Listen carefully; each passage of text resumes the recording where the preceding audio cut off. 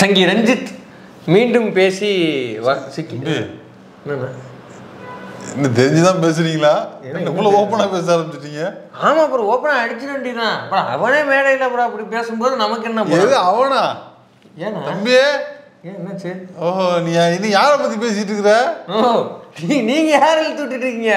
நான் அந்த ராசகாபாளையம் கவுண்டம்பாளையம் அந்த இருந்து சொல்லிட்டு இருக்கிறேன். அவனை பத்தியா? நீங்க பாட்டுக்கு நானும் அவனை பத்தி தான் சொன்னேன்.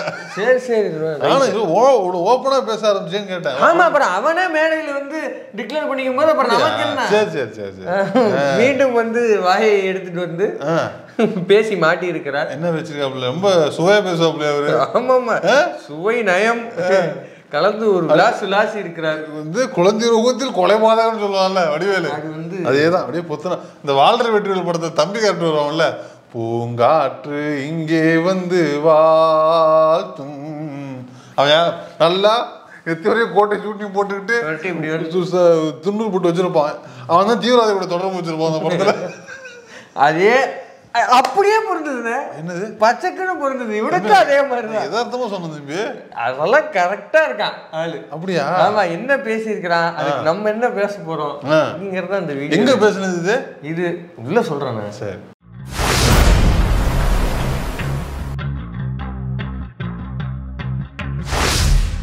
கோயம்புத்தூரில் கோவை பிரதேசா தம்பி, நம்மளுக்கு ஊரு எப்பவுமே எதிரி கிடையாது. நான் ஊரை எதிரியா எல்லா ஊரும் நல்ல ஊரு. யாதும் ஊரே எல்லா ஊர்லயும் சீமான் ஒருத்தர் இருக்கதான். யாதும் ஊரே யாவரும் ஊர் தான் நமக்கு. சரியா? அதனால ஊரை பத்தி நமக்கு எல்லைகள் பிரச்சனை இல்லை, மனிதர்கள் பிரச்சனை இல்லை. இந்த ஊரெல்லாம் அட்டாக் பண்ணணும்னு பண்ணல, இவங்களை அட்டாக் பண்ணுங்கிறதுக்காக பண்ணல. ஓகே. கோயம்புத்தூர்ல துடியலூர்ல வந்து கோவை பிரதேசம் நல்லா இருக்கு. நல்லா ஒண்ணும் இல்ல, பிரதேசம்னா மாநிலம் தானே. பிரதேசம் பகுதி உத்தரப்பகுதி, உத்தரப்பிரதேசம், மத்திய பிரதேசம், அவ்வளவுதானே. ஒண்ணும் இல்ல. துடியலூர்ல வந்து விநாயகர் சதுர்த்தி ஊர்வலம் பொதுக்கூட்டம். ஆகலையாடா, என்னடா டைட்டில் இருக்கு முதல்ல? இது விநாயகர் சதுர்த்தி அவங்க ஒரு பேர் ஒண்ணு வச்சிருக்காங்க அதுக்கு. அந்த ஊர்வல பொதுக்கூட்டமா, ஊர்வலம் அப்படின்னு வை, பொதுக்கூட்டம் அப்படின்னு. ஊர்வலத்திலே பொதுக்கூட்டம் நடத்துதா? ஏன் தெரியுமா? தனியா பொதுக்கூட்டம்னா ஆள் காட்ட முடியாது. ஊர்வலம்னா அப்படி இப்படி ஒரு 10 கடத்தல உள்ளவங்களாம் காட்டுவான். கடத்தல எவன் நிக்கிறானோ சிட்டிக்குள்ள அப்படியெல்லாம் சேர்த்து கணக்கு அனுப்பிச்சுறது. அந்த வேலையெல்லாம் கரெக்டா பார்ப்பாங்க, பக்காவா இருப்பாங்க. ஏன்னா கால ஆரம்பிச்சு இது பண்றதுதான். கல் எடுத்து அடிக்கிறது, கலவரம் பண்றது அப்படி சொல்றேன். அதனால அந்த காக்க அதெல்லாம் கரெக்டா தெரியும் பண்ணிடுவாங்க. அங்க வந்து விநாயகர் சதுர்த்தி இதுவா விழாவா? ஒரு விழா தலைவருக்கு வந்து ஒரு ஸ்லாட். இந்து முன்னணி எங்க முன்னில இருக்கிறாங்க அவங்க? இந்து முன்னணி எந்த இடத்துல முன்னில வர மாட்டாங்க. மக்கள் பிரச்சனை இல்ல. இப்போ ஒரு ஆணவ குலம் நடந்துச்சு, அதுல வந்து பின்னணியா இருந்தாங்க. பின்னணியா இருந்தாங்க, முன்னணி வரலன்னு சொல்ல வர. முன்னணியா வர மாட்டேங்கிறாங்க. வெட்டினவனு ஹிந்து, வெட்டப்பட்டவனு ஹிந்து. இந்துக்கு ஒரு பிரச்சனைனா பின்னாடி போயிடுறாங்க. ஆனா பேரை மட்டும் இந்து முன்னணி. இதெல்லாம் ஏங்க வரல? சரி, அந்த இடத்துல முதல்ல என்ன கக்கி இருக்கான்னு பாத்துருவோமா? அதை போடுங்கப்பா. எந்த இந்துவும் தீவிரவாதி இல்லை உலகத்திலே. நம் மதம் அன்பை மட்டும்தான் செலுத்த சொல்கிறது. ஏதாவது வெட்ட சொல்லுச்சா? ஒன்னு அடிக்க சொல்லுச்சா? அடுத்தவனை சீர்குலைய சொல்லுச்சா? அன்பை மட்டும்தான் சொல்லிக் கொடுக்கிறது. அதுதான் கட்டமைப்பு. பார்த்தீங்களா? கொழுப்பு பார்த்தீங்களா? என்ன இந்து தீவிரவாதி இல்ல அப்படின்னா கவிதா தீவிரவாதியா இல்ல ரவுத்ரா தீவிரவாதியான்னு கேக்குறேன். இல்ல கீதா தீவிரவாதியா? என்ன புரியல எனக்கு. இல்ல எனக்குமே அது புரியல. இந்து ஒரு பேரு தானே. ஓ, இந்து பேர் இந்து. நான் வேணாம், இந்த ஜோக் வேண்டாம். இல்ல வேண்டாம், அந்த ஜோக் வேண்டாம். கீழே போடுங்க முதல்ல, அந்த ஜோக் கீழே போடுங்க. இந்து தீவிரவாதி இல்லைன்னா தீவிரவாதி. பையன் நேக்கா அடுத்த வரி ஒண்ணு சேர்த்துக்கிறான். என்னது? என் டிரைவர் கூட வந்து ஒரு இஸ்லாமியர் தான். ராஜா, நீ ஃபர்ஸ்ட் சொன்னப்போ கூட போய் தொடர்ந்து விட்டுறலாம், அடுத்த வாரத்தை ஒன்று சேர்க்கிற பத்தியா? இதுக்குன்னே உனக்கு வந்து அடிக்கணும். இதுக்குன்னே இந்த டிரைவர் வச்சிருக்கேன். எங்கேயாவது போனா அப்ப வந்து உன் மனசுல இருக்குது, இது வந்து இல்ல டேலி வேற, நம்ம வேற டேலி பண்றதுக்கு தான். முஸ்லீமை பத்தி தப்பா பேசிவிட்டு நானே முஸ்லீம் டிரைவர் தாங்க வச்சிருக்கிறேன். இந்த பிஜேபி பாலிசி இருக்குல்ல, ஏதாவது பழங்குடி இனத்தவர்கள்லாம் வந்து கேடு செஞ்சுட்டு நாங்க வந்து பழங்குடி இனத்தவர் தாங்க காட்டெல்லாம் கொடுத்துருவாங்க, ஜனாதிபதியா வச்சிருக்கிறோம். கொடுத்து விட்டு பழங்குடியினை சேர்ந்த இனத்தை சேர்ந்த யாராவது ஒருத்தர் வந்து ஏதாவது ஒரு உயர் பதவியில் வச்சு முஸ்லீம் கலவரம் பண்ணி கொண்டு விட்டு நாங்க அப்துல் கலாம் தாங்க நாங்க வந்து குடியரசு வச்சிருந்தோம். அந்த மாதிரியே முஸ்லீம் பத்தி தப்பா பேசி விட்டு நானே முஸ்லீம் டிரைவர் தாங்க வச்சிருக்கேன் இப்படி சொல்றதுக்காகவே வச்சிருக்காங்க. இப்ப மேட்ரு என்னன்னா என்ன சொன்னா இந்துக்கள் தீவிரவாதி யாருமே கிடையாதா? சரி, காந்தியார் மீது எவ்வளவு விமர்சனம் வேணா இருக்கலாம், ஆனா நம்ம வந்து காந்தியை வந்து சுட்டு கொல்லல. காந்தியை சுட்டது யார்? காந்தியை சுட்ட அந்த தீவிரவாதி கோட்சேனும் இந்து RSS பார்ப்பனர். இதுதான் கரெக்ட், பக்கவா இருக்கு. சரி, இவன் யாரு? சரி, அது விடுங்க. அந்த யஷ்வந்த் சிண்டேவா? யஷ்வந்த் சிண்டேன்னு ஒருத்தர் வந்து கோர்ட்ல வாக்குமூலம் அஃபிடவிட் கொடுத்தாப்லையே, என்னன்னு கொடுத்தாரு? நான் வந்து RSSல இருந்தேன். எனக்கு வந்து முஸ்லீம்களை பார்த்து அடிக்க சொல்லி கொடுத்தாங்க. RSSல வந்து மிலிட்டரியில பயன்படுத்தின அந்த உலோக துண்டுகள் இதுதான் எங்களுக்கு ட்ரைனிங் வச்சு எங்களுக்கு பாம் எப்படி செய்யறது, அது எங்க எப்படி வைக்கிறது, அதை வெடிச்ச பிறகு எப்படி முஸ்லீம் மேல தூக்கி போடுறது, அதான் முக்கியமான ட்ரைனிங். அந்த ட்ரைனிங் தான் முக்கியம். அதே மாதிரிதான் இப்ப இவன் சொல்றான் இல்லையா? இல்ல இப்ப இதெல்லாம் செஞ்சது RSS தான் எனக்கு ட்ரெயின் பண்ணுச்சு. அப்ப ஏங்க இவ்வளவு நாளா நீங்க சொல்லல அப்படின்னா யாருங்க சொல்லாம இருந்தா? அதெல்லாம் வந்து மோகன் பகவத்ல இருந்து பூரா RSS தலைவரையும் பார்த்து மன்றாடி பார்த்துட்டாங்க. இவங்க சொன்ன பேச்சு கேட்க மாட்டேங்கிறாங்க. ஐயா, இது நம்மளுடைய இதுக்கு வேலை கிடையாது, நம்ம இப்படி செய்யக்கூடாதுன்னு சொல்லி பார்த்தேன். அவங்க கேட்க மாட்டேன்ட்டாங்க. தொடர்ந்து இந்த மாதிரி ட்ரைனிங் நடத்திக்கிட்டே இருக்காங்க. கூடுதலாக எங்களுக்கு வந்து ட்ரெயின் பண்ணது மிலிட்ரியில இருந்து அதிகாரி, அங்க இருந்து வேலை பார்த்த பழைய ஜெனரல் கர்னல் அந்த கேம்புகள்ல வச்சுதான் லெப்டினன்ட் தளபதிகள்லாம் வந்து கொடுக்குறாங்களா. இப்ப கூட பாருங்க, இப்ப அந்த ஜெகதீப் தன்கர் ஒரே ஒரு வார்த்தை இங்கே ஒரு வார்த்தை பேசினார் இருக்கு, ஆளே காண. அவர் ஏதோ மந்திரிகள் அப்ளை பண்ற பென்ஷனுக்கு வந்து திரும்ப நீங்க அப்ளை பண்ணிருக்காராம். சரி, ஆளை காணோம், ஆனா செய்தி மட்டும் வெளில வந்து தெரியல. சரி, அது ஒரு சைடு. இப்ப இந்த மாதிரியான தீவிரவாத செயல்லாம் யார் ஈடுபடுறா? அந்த இந்து மண்ணினியோட தாய் கழகமான RSS தானே. அவன் மேடால ஏறி நின்றுக்கிட்டு எவ்வளவு தீவிரவாதி இல்லையா? கௌரி லங்கேஷ் சுட்டு கொண்டது யாராசா? கல்பூரியை சுட்டது யாரு? நரேந்திர தபோல்கரை சுட்டது யாரு? கோவிந்த் பன்சாரை சுட்டது யாரு? கேட்டா இதெல்லாம் எனக்கு தெரியாதும்பா. 4 பேரையும் சுட்டு கொன்ன அமைப்பு எந்த அமைப்பு? சனாதன் சன்ஸ்தா தானே. சனாதன் சன்ஸ்தா எந்த தாய் கழகத்துக்கு கீழே வருது? இவெல்லாம் என்ன தீவிரவாதி? கேட்டா எனக்கு தெரியாதும்பாப்ல. ஏன் தெரியுமா சார்? தமிழ்நாட்டுல அப்படி நடக்காதது உங்களுக்கு தெரியல, ஆனா வெளியில எல்லா இடத்துலயும் பெரியார் முன்னு சொல்றான். அதனாலதான் பெரியார் முன்னு. ஆமா, கேட்ட இங்க எல்லாருக்குமே என்ன தெரியுமா? எல்லா பெரிய ஆட்களும் இப்ப வந்து பிஜேபியில் இருக்கிற பெரிய பெரிய திரையுலகத்தில் உள்ள நிறைய பேர் வந்து பிஜேபியில் இருக்கிறாங்க. அவங்ககிட்டலாம் போய் இந்த மாதிரி கௌரி லங்கேஷ் கொல்லப்பட்டிருக்காங்க, இந்த மாதிரி வந்து தபோல்கர் கொல்லப்பட்டிருக்காருன்னா இங்கே அப்படிலாம் ஒன்றும் இல்லைங்க. கீழே உள்ளவங்க யாரோ செய்கிறாங்க, அதுக்கு மேலே உள்ள மோடி என்ன பண்ணுவார், மேலே உள்ள அமித்ஷா என்ன பண்ணுவார் தெரியுமா? அந்த மோடி அம்சா சுட்டு கொண்டோன்னா கட்சியில் சேர்த்துப்பாரு. நீங்களும் அதே கட்சியில் தான் இருக்கிறீங்க, அதை சுட்டு கொண்டோனும் அதே கட்சியில் தான் இருக்கிறான். நீங்கள் வந்து இதை மறுபரிசீலனை பண்ணணும். என்ன மறுபரிசீலனை? தெரியாம சேர்க்கிற மாதிரி மறுபரிசீலனை இருக்கீங்க. மோடி என்னங்க பேசினாரு? நீங்க வந்து 2 எருமாடை வச்சிருந்தீங்கன்னா ஒரு எருமாடை தூக்கி இஸ்லாமியர்கள் கொடுத்துருவாங்க. ஊடுருவல்காரர்கள் வந்து உள்ள பூந்து இப்படிலாம் பண்றாங்க அப்படின்னு நேரடியா இஸ்லாமியர்களை டார்கெட் பண்ணி பேசலையா தேர்தல் பரப்புரையில? 80 versus 20 பேசினவர் தானே யோகி ஆதித்யநாத். இவங்க எல்லாம் எங்க இருக்காங்க? எல்லாருமே பாஜக இருக்கிறாங்க. அன்றைக்கு முதல் இன்றைக்கு வேற எல்லாரும் பிஜேபி தான் இருக்காங்க. இவங்க எல்லாத்தையும் மேடையில வச்சுக்கிட்டு அந்த கட்சி கூட உட்காந்துக்கிட்டு இந்துக்கள்ல தீவிரவாதிகளே இல்ல நைசா பேசினா எங்களுக்கு தெரியாதா? நீ நைசா பேசினா உண்மையாயிடுமா? இதை விட இன்னொன்னு கொடூரமா பேசிருக்கேன், கேளுங்களேன். யாராவது ஒரு ஆள் நான் இதுல போய் மந்திரியாவும் நினைச்சா இந்த வேலை செய்றீங்க. ஐ லவ் யூ தாங்க, பெரிய பாக்கியம். ஒரு டெண்டர் வாங்குறதுக்காக, கோட் அடிக்கிறதுக்கு டெண்டர் வாங்குறதுக்காகமா இங்க உறுப்பினரா இருக்கீங்க? நீங்க மண்ணு கொள்ளையடிக்கிறதுக்காக இங்க வந்து நம்ம சேர்ந்திருக்கோம். டாஸ்மார்க் ஊழல் பண்றதுக்காக இங்க வந்து சேர்ந்திருக்கோம். கூச்சமே இல்லாம எப்படி புழுவலாமா இருங்க. இதெல்லாம் உனக்கே இதெல்லாம் மேடையில உட்கார்ந்து கேட்டுட்டு இருக்காங்க, அவங்களே சிரிச்சு போடுவாங்க. இருக்கிற 7.25 பேருக்கு இவ்வளவு பாராட்டு தேவையா?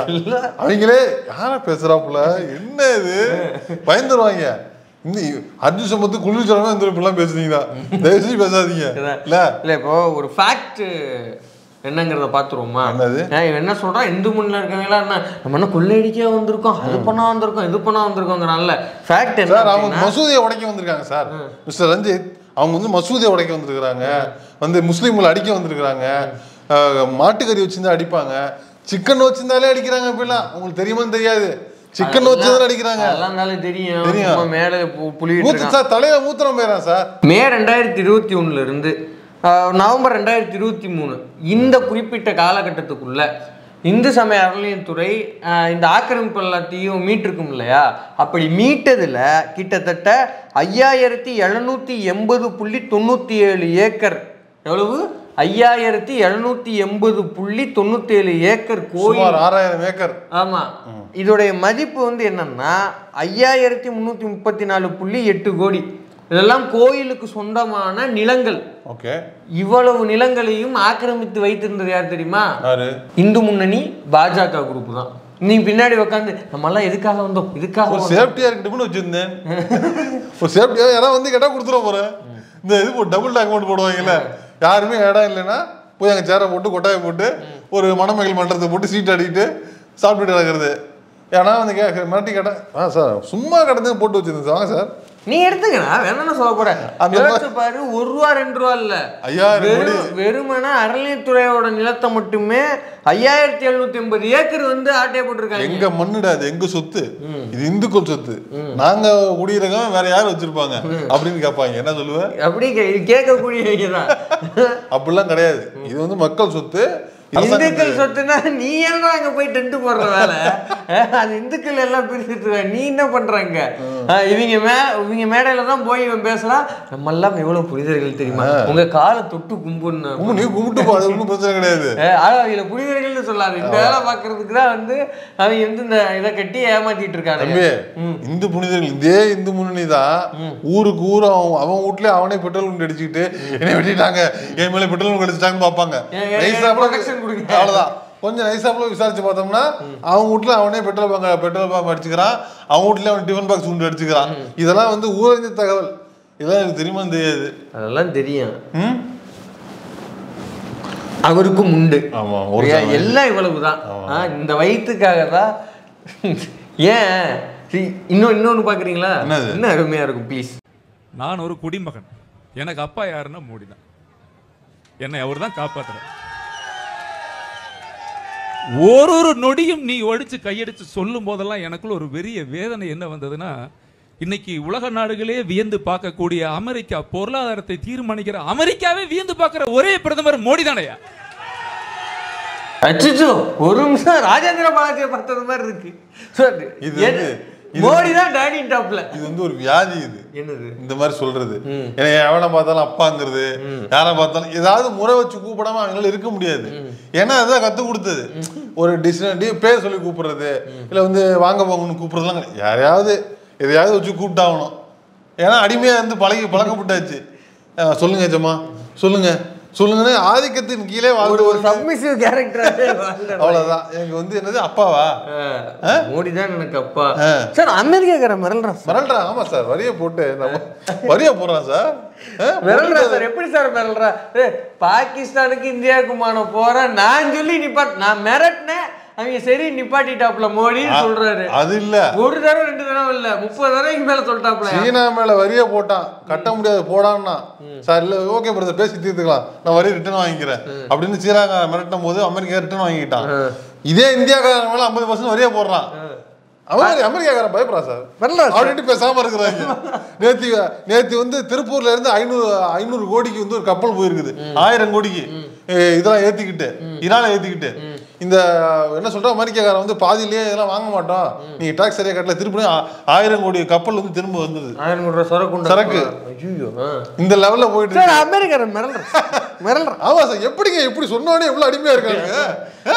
சொல்றதுக்கு முன்னாடியே பணிஞ்சிடறாங்களே. நம்ம வந்து கத்தி எடுக்கல, ரத்தம் கொடுக்கல, துப்பாக்கியா காட்டல, ஒரு வார்த்தை தான் சொல்றோம். ஓகே ஓகே ஓகே ஜமா, கட்டிடுறேன் ஜமா அப்படிங்கிறாங்களா? சீனாக்காரன் எதிர்த்து பேசுறாங்க, இந்தியாக்காரன் எதுவுமே பேச எப்படி? அது வாட் இஸ் பாசிபிள்? அதாவது விஸ்வகுருங்கிறாங்க, நான் சும்மா செக் பண்ணி பார்க்கறேன்னு சொல்றேன், உடனே ஒத்துக்கிறாப்லையே. என்ன சொன்னாலும் கேட்கறாப்லையே.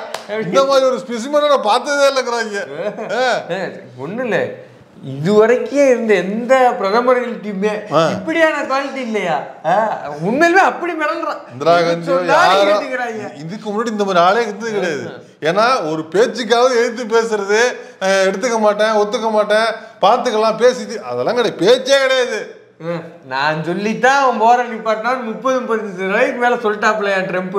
எதிர்த்து ஒரு வார்த்தை, ட்ரம்ப் சொல்வது பொய் அப்படின்னு ஒரு வார்த்தை சொல்ல மாட்டேங்கிறார் மேடையில. உண்மையிலுமே அமெரிக்கார மிரல்றா. அமெரிக்கார மிரல்றா சார். எனக்கு மொழி தெரியாதுங்க, எனக்கு தமிழ் மட்டும்தான் தெரியும். நான் மகாபாரதம் படிச்சதில்லை, சிலப்பதிகாரம் படிச்சதில்லை, கம்பராமாயணம் படிச்சதில்லை, திருவாசகம் படிச்சதில்லை, எனக்கு எதுவுமே தெரியாது.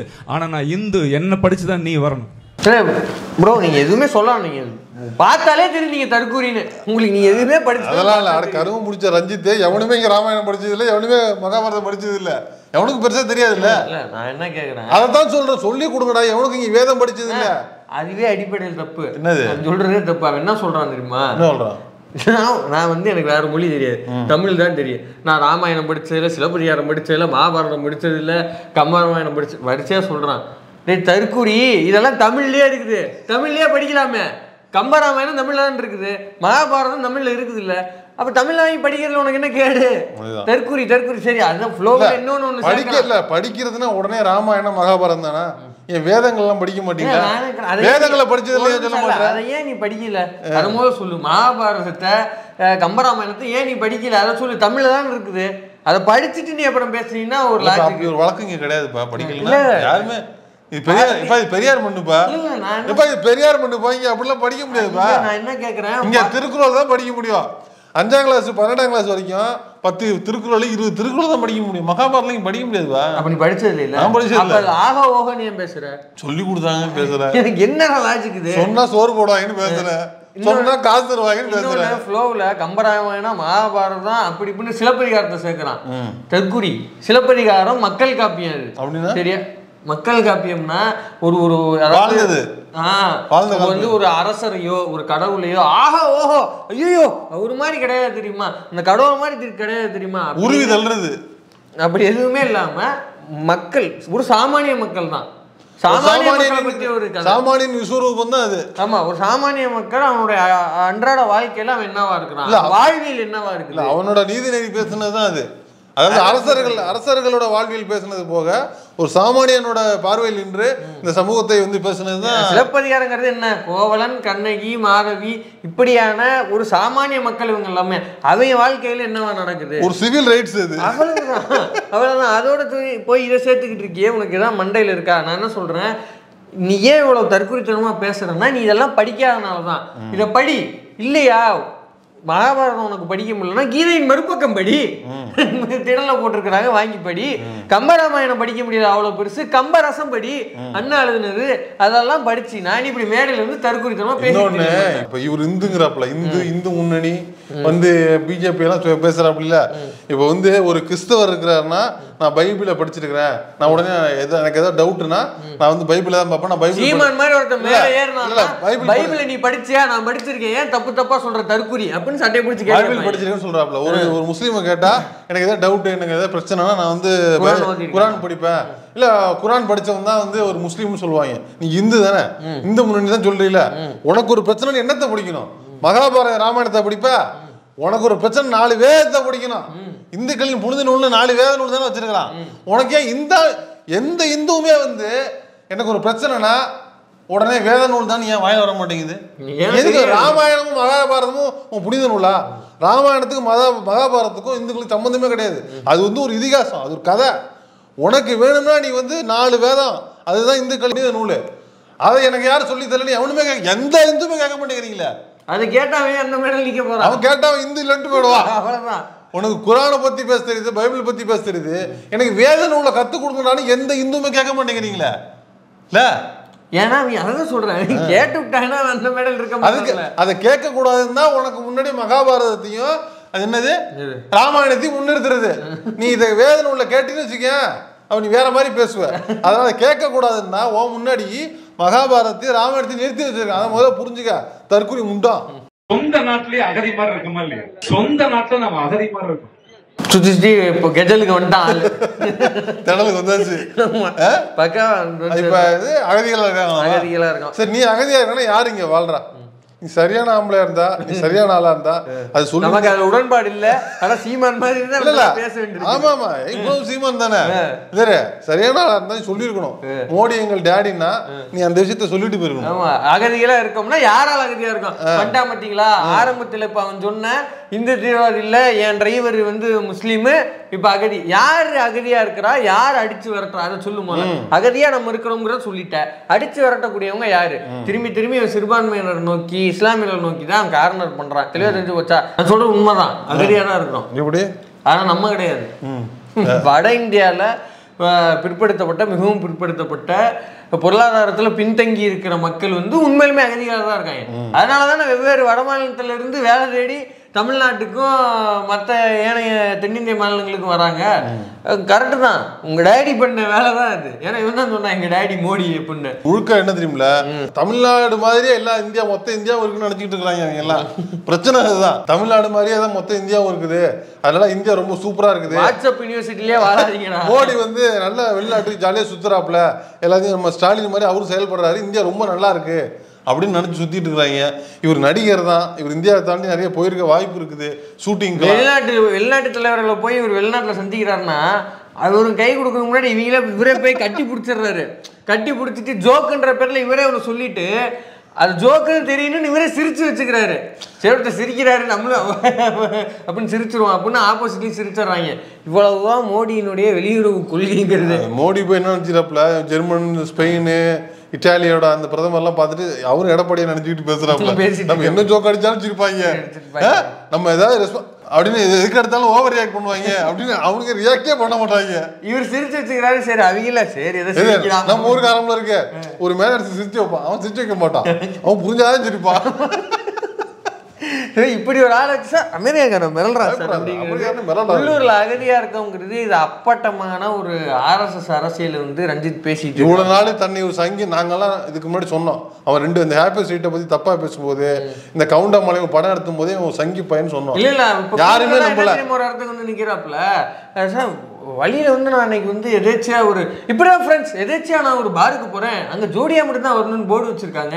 என்ன கொடுமை, நீ தான் கலாச்சாரத்தை காப்பாத்தணும், பார்ல என்ன வேலை, பப்ல என்ன வேலை உனக்கு, பப்ல என்னடா வேலை உனக்கு, நீ தான் கலாச்சார காவலனாச்சு, நீ அங்க போன அங்க என்ன போர்டு விட்டு இருக்கு உனக்கே போகுது. அன்னை வந்து ஒரு சங்கி இல்லைன்னு சொல்லிக்கிட்டவன் இன்னைக்கு தான் ஒரு சங்கின்னு வந்து நிக்கிறான் பாரு, அவ்வளவுதான். இவன் ரெண்டு டைட்டா பிடிச்சோம்னா ஆமாங்க நான் சங்கி தாங்க, எஸ் ஐ எம் சரண்டர். இல்ல என்னங்கன்னா எல்லாருமே சீமானும் அதேதான். சீமானு நான் அது இல்ல இது இல்ல, நான் வந்து பார்ப்பனித்த அடியோடு இல்லைன்னா கொஞ்ச நாள் அப்படியே நெருக்கி சங்கீன சகனம். இப்ப ரஞ்சித் சீமானும் நண்பர்கள், அவ்வளவுதான்.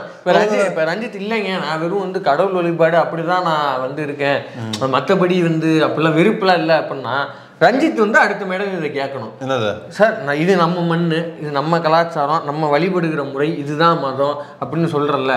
சரி, அப்பனா பார்ப்பனர் அல்லாத நீதி உள்ள மக்களை அர்ச்சகராக ஆக்க சொல்லி இந்து முன்னணியை பேச சொல்லி மேடையில பரிந்துரையேன். கலைச்சாரியர் அர்ச்சகருக்கு ஆதரவாக இந்து முன்னணி பேசட்டும், பேசுங்கள் அப்படின்னு ஒரு அது கேட்டோம்னா சனாதனம் அப்படி இல்லைங்க, யாருக்கு என்னென்ன வேலை கொடுத்துரும் அதுக்கு அது கரெக்டா இருக்குது அப்படின்னு போயிடும். அப்ப நீ சங்கியா சங்கி இல்லையாங்கிறது இந்த பாயிண்ட்ல இருந்து தெரிஞ்சு. நான் இன்னும் சொல்றேன், இதே உங்க இந்து முன்னணி கிட்ட இல்ல பிஜேபி RSS போயிட்டு அந்த 4 வேதங்கள் புக்கை மட்டும் கொடுங்க, தமிழ் பதிப்பு நான் படிச்சுட்டு தரேன், செம்பதிப்பா மக்கள் செம்பதிப்பா அந்த 4 வேதங்கள் மட்டும் கொடுங்க நான் படிச்சுட்டு கொடுத்துறேன் அப்படின்னு வாங்கி அதை படிச்சுட்டு அப்புறம் பேசலாம்.